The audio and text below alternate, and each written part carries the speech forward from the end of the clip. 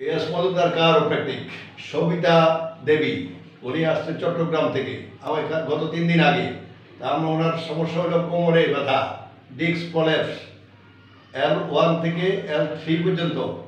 তো এমআরআই রিপোর্টে আরও বলা আছে L1 থেকে L5 পর্যন্ত।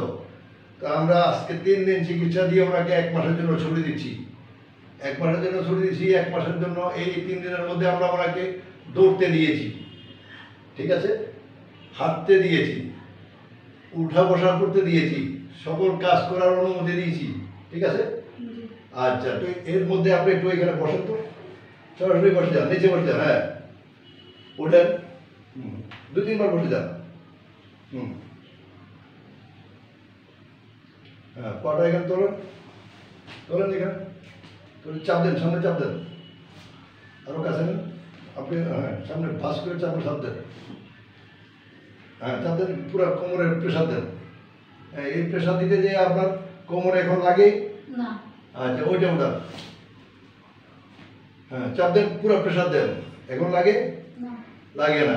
আচ্ছা, যাই হোক, আমরা 1 মাসে ছুটি দিচ্ছি ওনাকে। উনি এখনো পূর্ণাঙ্গ সুস্থ নন, কারণ উনি দেখাইছেন ইন্ডিয়াতে, কোথায়, ভেলোর, দেখাইছেন সিএমসি, দেখাইছেন পপুলার, অপরদিকে কোথায়, চেন্নাই অ্যাপোলো।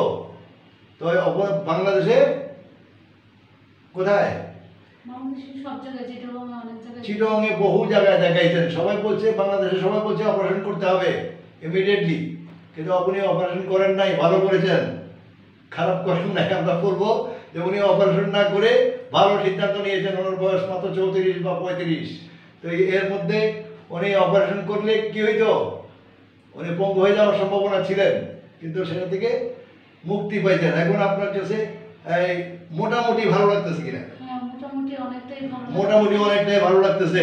আমরা 1 মাসে ছুটি দিচ্ছি। ওনার চিকিৎসা কিন্তু কমপ্লিট হয় নাই। আমি বারবার বলছি যে ওনার চিকিৎসা টোটালি কমপ্লিট হয় নাই। ওনার 3টা সেশন লাগতে পারে।